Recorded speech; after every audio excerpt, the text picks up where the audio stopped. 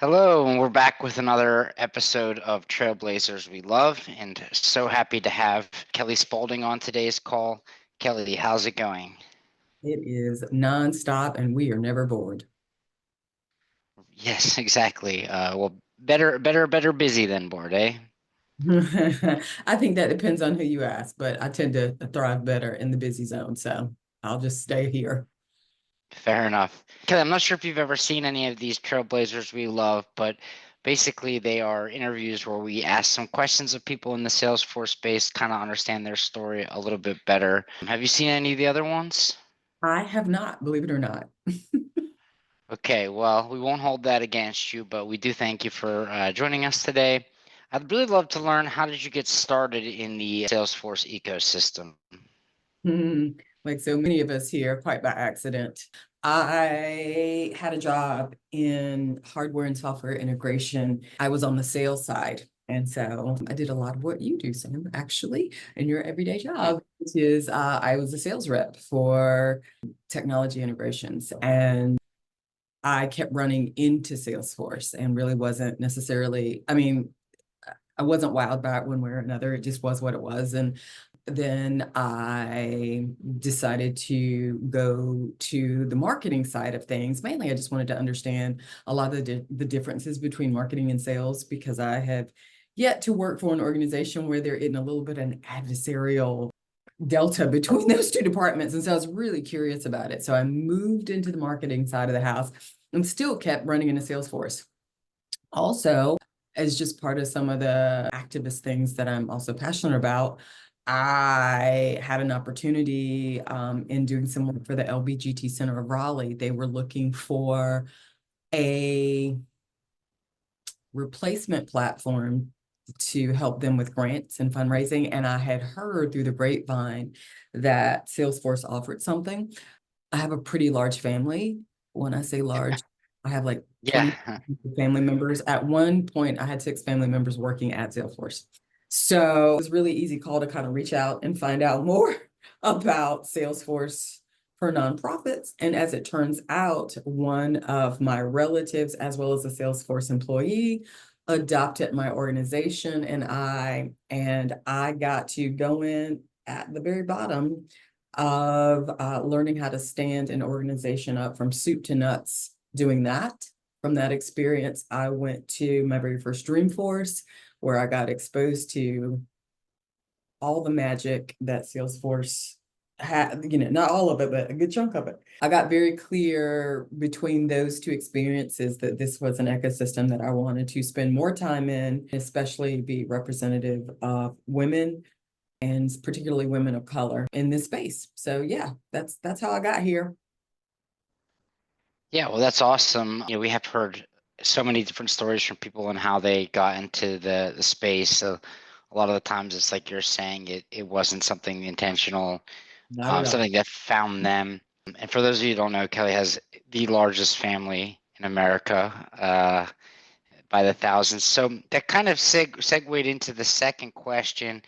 You mentioned that you had some family members at Salesforce that were able to be useful resources for you. So just from a more general standpoint, maybe not you necessarily, but if you were giving advice to somebody that was trying to get up to speed on Salesforce and the different products and how they function, what are some of your go-to resources, or what would you recommend somebody look into to increase their knowledge base on the subject? Well, so that's a really interesting question because here's the thing, Salesforce, I'll explain this to you differently. This is the way I explain Salesforce to people that are not in Salesforce. Imagine you go to a dinner party. You're at a dinner party and you ask somebody what they do and they say, I'm a doctor. That's What really broad. kind? Yeah, like medical doctor, doctor of philosophy, doctor of, like that's a really broad term, right? And Right. so even if you get them honed down to say, oh, I'm a medical doctor, a podiatrist, a dentist, once again, very, very large. Salesforce is very much the same way. So much like I would tell people that say, I'm really interested in becoming a doctor. I'm like, okay, what is it about being a doctor that you like? Because that's really going to direct the resources that I point people to. Now, much like the whole medical school thing, there's some baseline courses, regardless of being a doctor, that you kind of want to get familiar with. There, chemistry and biology, just to name a couple, but like those are some baseline courses. We tell people about Trailhead, which is the place where you go to learn, but Trailhead, much like a medical library, you can get pretty lost.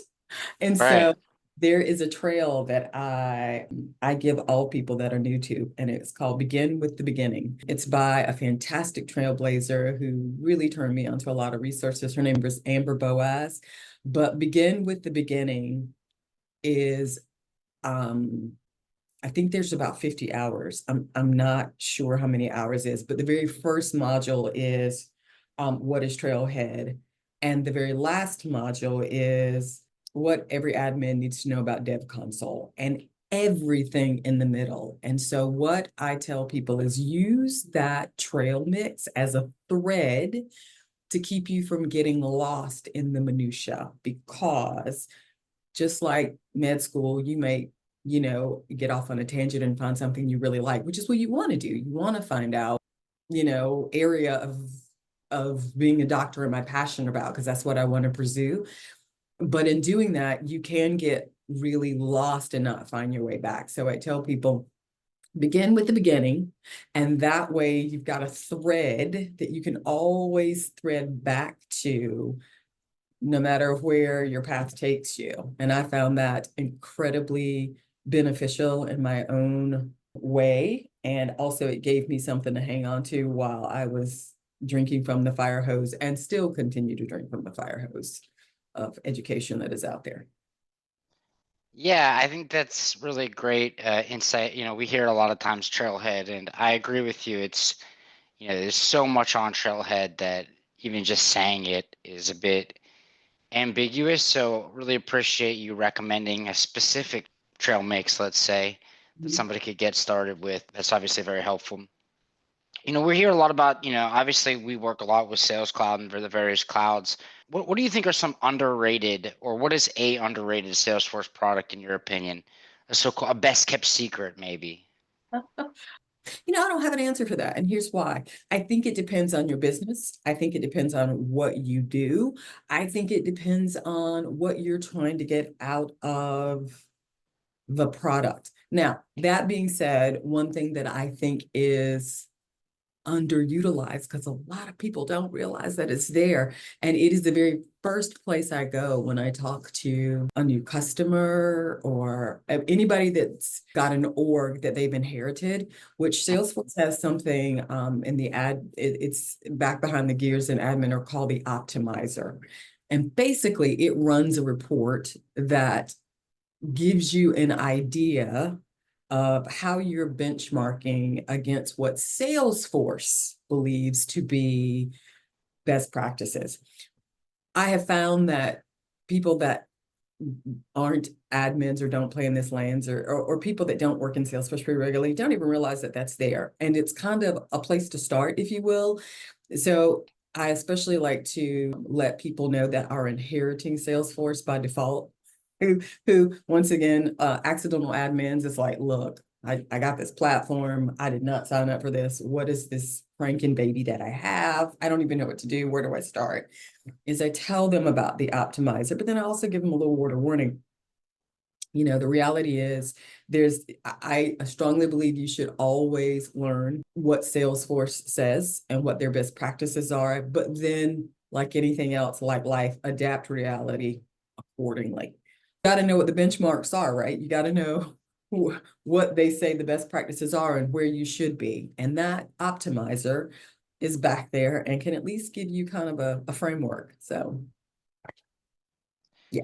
Yeah, actually, thank you so much for that. And I agree. Sometimes the best answer is, the one that's you kind of think is a non-answer. But I actually was talking to someone else, Jared Tang, and he also said the optimizer was his best kept secret about Salesforce. So Yeah. it is there, and it's definitely very helpful. I was excited. I know Jared is fantastic. But the one thing I will Ah, also say it's a benefit, and he probably brought this up as well, is it gives you a deliverable right away. So you literally hit a button and you run a report, and it's a report that has actual numbers and visualizations that you can give to management. So it gives you a very fantastic and quick return on investment, if you will, which is a lot of times what you need to start to get things moving.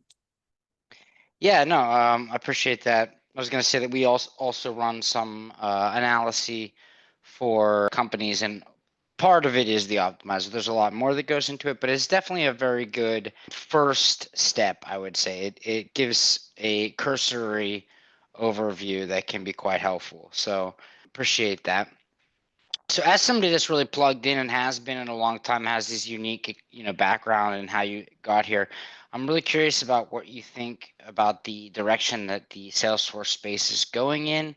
If you have any predictions for 2025, which is just right around the corner now, about something that we might see, or where you see the industry going. I never make predictions because life life loves to, I'm a project manager at heart, and at the end of the day, you have all the contingencies and dependencies, but at the end of the day, things are going to happen. So Right. all that to be said, the one thing we keep hearing a lot about, but literally I see it changing the playing field, is Agentforce and all things AI. Um, I'm super, super excited about that as it relates to life sciences, healthcare, and sustainability. The reality is there's lots of stuff happening in the world as it relates to decision making, and data drives so much of that, as it should. But at the end of the day, AI allows us to process that data much faster and much more accurately than we've ever been able to do before, which gives us the ability to make things actionable faster than ever before. So, for those folks that are still wary, you can go kicking, you can go screaming, but my prediction is that you will go on some level, to incorporating AI in your day-to-day. And I actually have a quote on my wall, which I live by, and it says, either you drive disruption or you're outpaced by it. And I feel that more than ever with learning how to embrace AI and certain processes to help us be more efficient and be better. Yeah, it's I think one way or another it's coming. So people might as well embrace it, right? But it'll be interesting to see. I think that there's some folks that are thinking that there'll be AI doing everybody's job within Well, 5 years, and then there's other people that think that it's like computers. Like I've always heard about this like exponential growth curve for technology, but in a lot of fields it's actually approaching diminishing returns as we how small can a chip really get in terms of nanometers. So it'll be really interesting to see with AI, where we'll go from here. But I do agree that that's something that's going to be tremendously impactful. And Salesforce is certainly, putting their chips on that being the big catalyst of change, let's say. here's what AI is not doing, and here's where I think there's so much room for the ecosystem to expand and be better. A couple of years ago, especially during the pandemic, there's this big focus on tech skills, tech skills, tech skills. And tech skills, yes, zero argument for me as a delivery manager. However, what's become more important than ever are soft skills and being able to deliver context and finesse, which AI can't do. It Right. can't deliver context and finesse it in a way that builds rapport. And what I will also say is, it's great for giving you domain knowledge and core stuff, but at the end of the day, all things created equal. People buy from people that they like and that they have a rapport with, and that only happens when there's context and finesse. So I don't have a lot of fear, and maybe that's misplaced, about them replacing human interaction. What I believe is that human interaction has got to get better and stronger, and soft skills have to be more pronounced and prioritized more so than ever before, because they really are going to be the deciding factor. Yeah, so it's what makes us distinctly human. I think it's that, it's like funnily that the hard skills, the analytic skills are, potentially easier for the, large language models. But I definitely am aligned with you there. So that'll be very interesting to see. One thing that we like to do, and we thank you so much for joining us today. It's been really illuminating having you, give us some of your history and your thoughts on Salesforce ecosystem. But we always like to end on a non-Salesforce related note. We so much of our lives is spent, with Salesforce. So do you have any recommendations for those listening, be it a book, a podcast, a cooking show? What's something that you've been watching recently that you're enjoying? Oh my gosh, I have a ton. Well, I'm always reading, always listening. There is a book that actually, the Trailblazer that we love, David Smallhoover, Oh, had told me about, and I read it and was blown away. It's called How Big Things Get Done. It's a book about project management, and I loved it. It was fascinating. Tyler Sheridan has a new show called Landman, um, with with Billy Bob Thornton, and that is some of the best writing I have seen. To the point, it is so good. I literally schedule my Sundays. So I get up, make a cup of coffee, and go watch Landman. The writing on that show is absolutely exceptional. And a non-technical, non-business book that I think every person should read is Big Magic by Liz Gilbert. Um, Basically, in a nutshell, I think that book is so profound and so important because it talks about the importance, whether you're a creative person or even a business person, how you open up your life and make spaces for things to happen, but you have to be open to the possibilities of how change occurs, and line yourself up in such a way where change can occur. Because the reality is, especially in the work that we do, we get so busy that sometimes we don't make ourselves available for magic things to happen, quite frankly. yeah, I've seen some trailers for that Billy Bob Thornton show. Looks really good, but I'll have to check out that book recommendation. Kelly, thank you so much. It was really a pleasure talking to you today. I'm sure this will be a real treat for our audience. So yeah, I really appreciate your time and have a great rest of your day. Awesome. Thanks so much. You All as well. Bye, all y'all. right. Bye.